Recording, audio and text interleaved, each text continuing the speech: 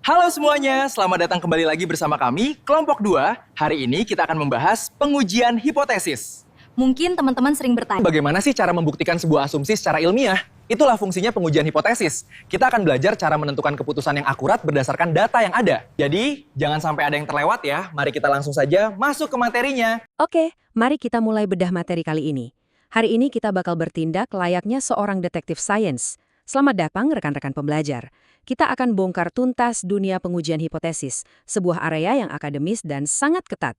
Kalau Anda seorang peneliti, atau katakanlah mahasiswa yang lagi pusing menyusun bab 3 skripsi atau tesis, Anda tahu persis, kita nggak bisa sekedar menebak-nebak. Kita butuh instrumen statistika yang tajam. Sama seperti detektif yang butuh bukti valid untuk memecahkan kasus, kita butuh metode terukur buat menarik kesimpulan tentang populasi, yang mana cuma bermodalkan data sampel yang terbatas. Kita akan pakai pendekatan komprehensif, merujuk langsung ke metodologi klasik dari Prof. Dr. Sujana, supaya setiap klaim ilmiah yang kita buat nanti fondasinya benar-benar solid.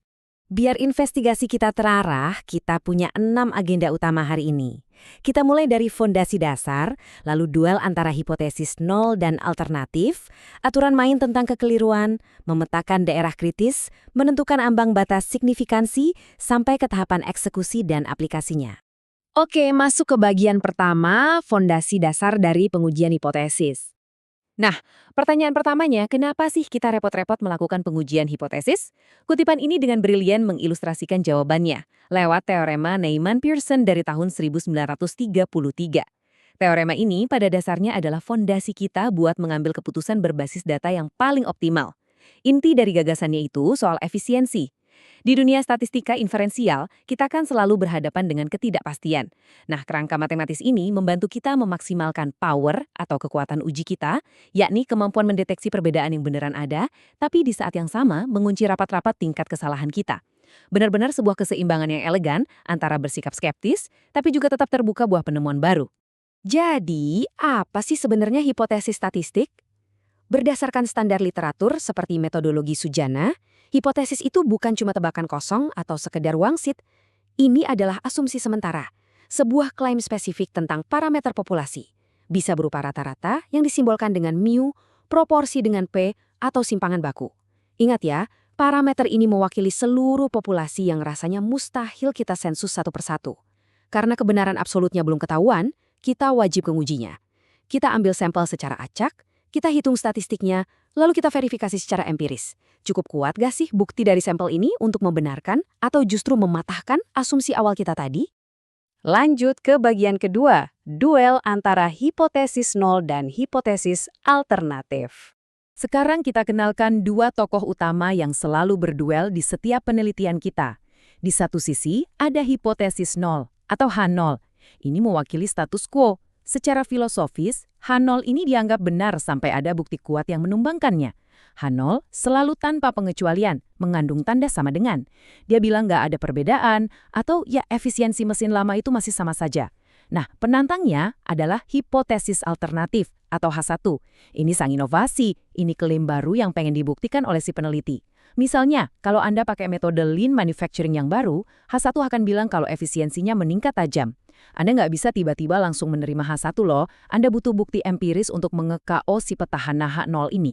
Masuk ke babak ketiga, aturan main tentang kekeliruan pengujian. Sebelum memvonis kedua hipotesis tadi, kita harus paham betul pertaruhan kalau kita sampai salah ambil keputusan. Matriks ini, yang bisa dibilang jantungnya metodologi kuantitatif, memetakan bahaya tersebut. Bayangkan sistem peradilan, kalau H0 di dunia nyata itu benar, tapi data sampel kita malah bikin kita nekat menolak H0, wah, kita baru saja melakukan kekeliruan tipe 1 atau alfa. Ini ibarat memenjarakan orang yang sama sekali nggak bersalah.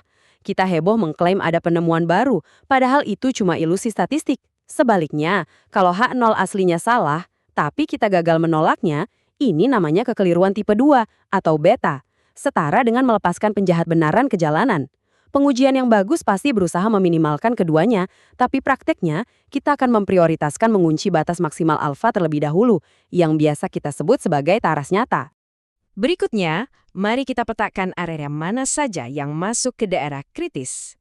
Supaya nggak salah langkah, kita sangat bergantung pada daerah kritis atau zona penolakan. Coba perhatikan kurva distribusi normal untuk uji dua pihak ini. Lihat gimana zona penolakannya terbelah rata di ujung ekstrem kiri dan kanan. Kita pakai strategi ini pas hipotesis alternatif kita cuma pakai tanda tidak sama dengan. Artinya, sebagai peneliti kita bersikap netral. Kita cuma bilang, ada perbedaan. Entah itu signifikan lebih tinggi atau lebih rendah dari status quo. Konsekuensinya, jatah risiko alfa kita harus rela dibagi dua secara adil ke kedua ujung kurva. Lalu, gimana konsepnya untuk uji satu pihak? Di sini, hipotesis kita punya arah yang jelas. Misalnya, H1 Anda pede banget bilang kalau efisiensi algoritma baru itu lebih besar.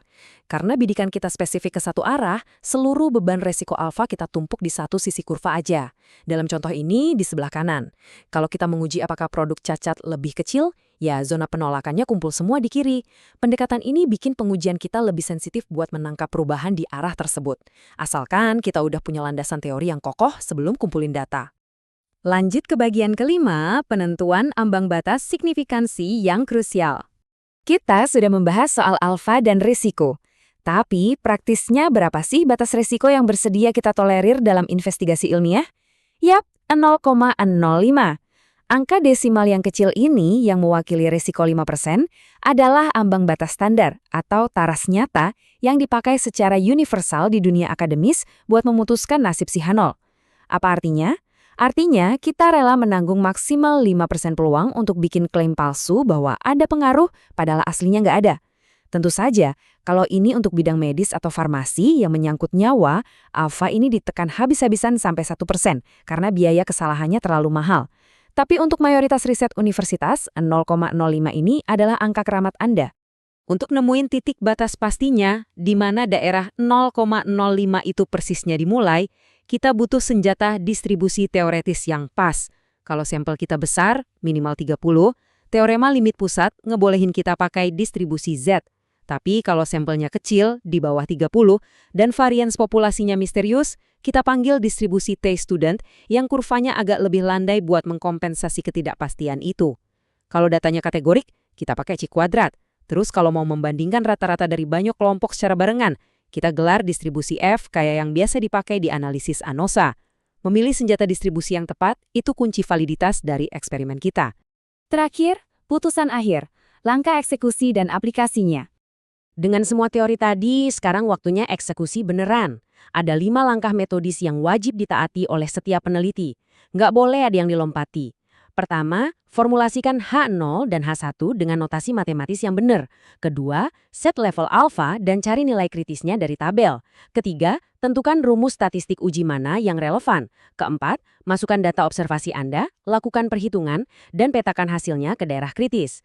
Terakhir, langkah kelima, jatuhkan putusan akhir, tolak H0 atau gagal menolak H0. Nah, rumus yang muncul ini adalah contoh penerapan uji Z buat membandingkan dua proporsi. Kelihatannya rumit ya? Padahal intinya, rumus ini cuma alat ukur jarak standar aja. Dia ngukur seberapa jauh sih perbedaan proporsi yang kita temukan pada sampel itu menyimpang dari apa yang seharusnya terjadi kalau H0 itu benar.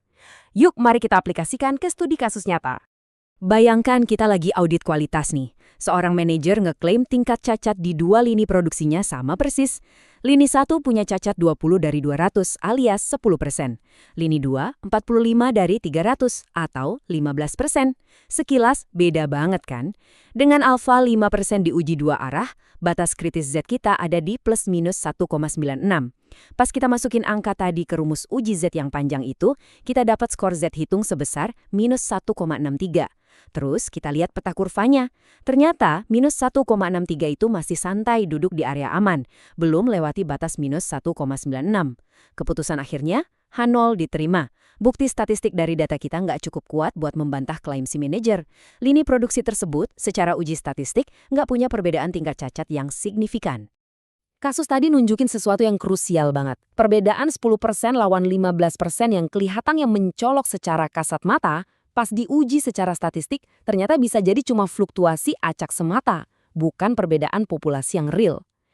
Ini membawa kita ke satu pertanyaan mendalam buat direnungkan. Saat Anda nanti duduk merancang bab 3 riset Anda sendiri, apakah Anda sekedar akan nerima status quo dengan mata tertutup? Atau apakah Anda punya integritas dan ketegasan statistik buat membuktikan inovasi Anda secara empiris? Pastikan angka dan data empiris yang bicara, bukan sekedar intuisi belaka. Terima kasih sudah bergabung di sesi eksplorasi materi kali ini. Selamat meneliti dan jadilah detektif sains yang tangguh. Oke, terima kasih banyak atas perhatian dan atensinya karena telah memperhatikan penjelasan kami dari awal sampai akhir. Semoga ilmu yang kami berikan hari ini bisa bermanfaat untuk kita semua. Sampai berjumpa lagi di minggu depan. Dadah semuanya!